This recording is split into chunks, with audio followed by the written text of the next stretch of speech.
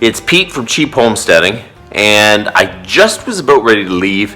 I got to go cut some more wood to boil some sap next weekend, and there is a bad noise in the front end of my four-wheeler, so I'm going to go take a look at that. I think it's coming from the brakes, so I don't know what happened in there, but we're going to go take a look at it, make sure it's nothing major, and hopefully get out there and cut some wood quick as I can anyways.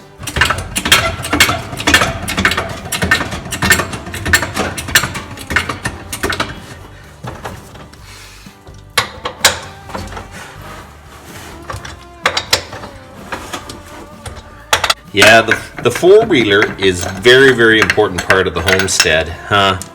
From pulling out some fence posts to going back and cutting wood, hauling the chainsaws, everything like that. It's really important. Oh my. That is awful.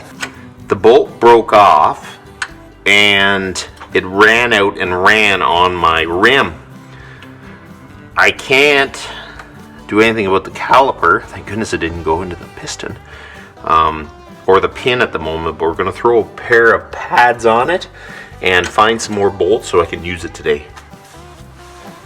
Somewhere in this pile of junk, basically stuff I've purchased and not put on, there is some brake pads. Look at that. And sometimes it's just handy to get some stuff. I'm gonna go remove one of the bolts and see if we can match it up. Right now I'd be happy if I can just get a bolt to match up, get it in there, and so I can go out there and use it. It'll be kind of a patch, but we'll get going. Man, if I would have left that long enough, that would have wore right into the piston probably. Or break it off or something. So anyways, here's the other pads. And I got a very cheap pair of channel lock pliers. Let's see how this goes. So you squeeze back the piston. Okay, these pins here are supposed to be connected by this plate. It's broken. So I am going to order a new plate for it. I'll have to go to the Articat dealer. These Articat 500s are great units. I've been really super happy with it. But stuff like that, it's wear. It's plowed my laneway for a long time, and that saved money too, so we will take that into consideration.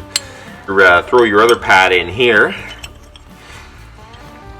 and we slide this over. Now we got to track down a bolt to match this. We're gonna go through my bins of junk and hopefully we can find a bolt that thread.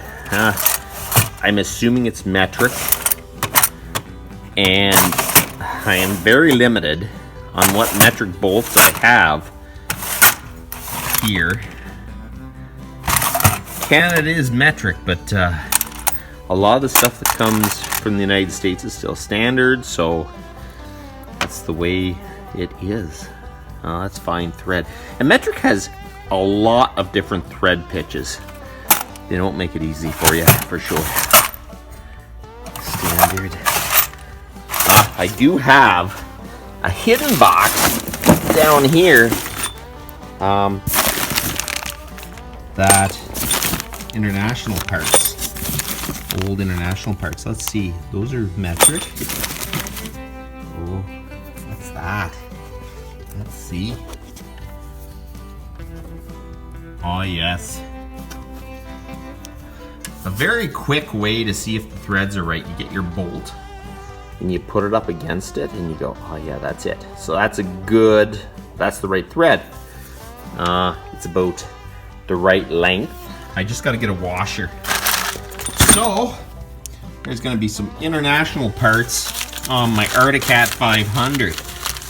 It's always handy to keep stuff, you know, because if you have to go out and buy every single bolt, it becomes quite expensive. I think this is it. Let's see. So that's it. Yep, that's it. So let's go. Okay, see, this is what happens. I plan on going out early, working on stuff, then I suddenly have to fix something. I don't own all new stuff, but there's no way I can afford to own all that. You just can't own everything new. And the problem is, the more you do own, the more you have to fix, which is another problem. So I don't know. I think the four-wheeler around here for what I'm doing is almost a necessity. But the rest of the world is a luxury, and they charge the most for it, for sure. So Arctic Cat charges it because they can. That's just the way it is. If they couldn't, they wouldn't charge it. So there you go. We're gonna throw the tire back on this thing and get going because the day is rolling.